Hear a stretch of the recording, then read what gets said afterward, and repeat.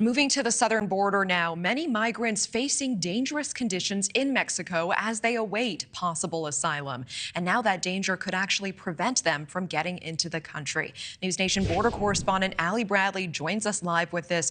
Ali, why has the Biden administration stopped entry at this specific border?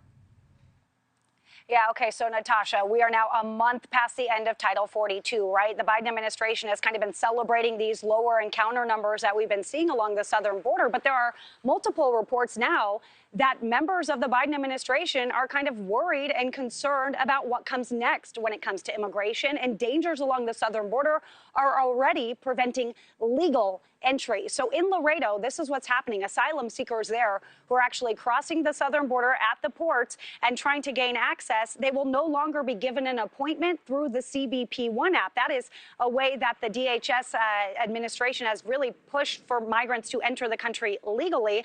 Now, without any explanation, the Biden administration has apparently halted the use of the CBP One app at that notoriously dangerous crossing.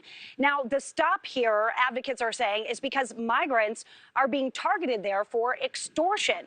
Several migrants told the Associated Press that Mexican officials were threatening them for money. Now, I did speak with a source who tells me that that area is controlled by the Northeast cartel, CDN, and they are continuously pushing adults and drugs across. I've often said it's a bonanza for the drug cartels right now under this administration because they're making tons of money off of the illegal migrants coming into the United States. They're making a ton of money off of the sex trafficking. They're making a ton of money off of the drugs.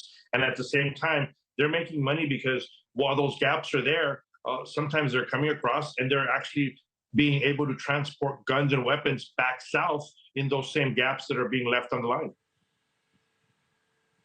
Now, in a statement provided to NewsNation by CBP, they say the CBP One appointment process provides a safe, orderly, and humane process for non-citizens to access ports of entry instead of attempting to enter the United States unlawfully, cutting criminal smugglers out of the equation.